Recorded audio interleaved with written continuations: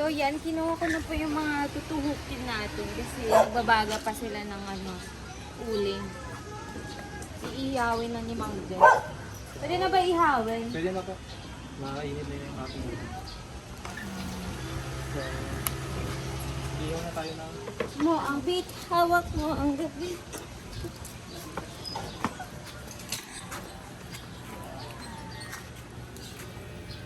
Ano na mga apoy din? Okay na ako na yan. Ako na mag-fun. Ay, ako na. Sana magkaano. Bida-bida talaga oh. Ay, dapat aapoy yan. Baka mas masunog naman yung... Ah! Mama! Ala, may meron na ako. Pag mo Ilalagay na namin yung sauce by base tenger. Wow! So, gawa po to sa, nilagyan po namin to ng gata para mas malinamnam yung, natin, karne.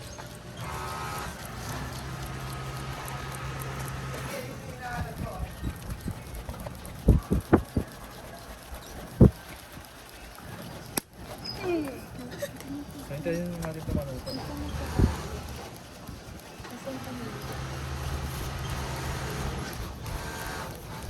Pwede ba ako magganyan? Gusto mo try? Pwede naman. Yes, try ko lang yung isa.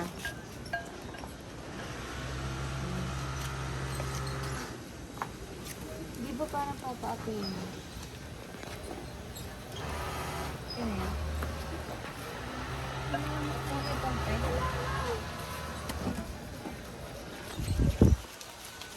Dapat aapoy yan eh.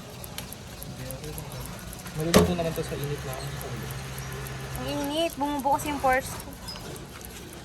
Kala mo may... Uy, makikita yung pores ko dun. Baliw. Tak mo na.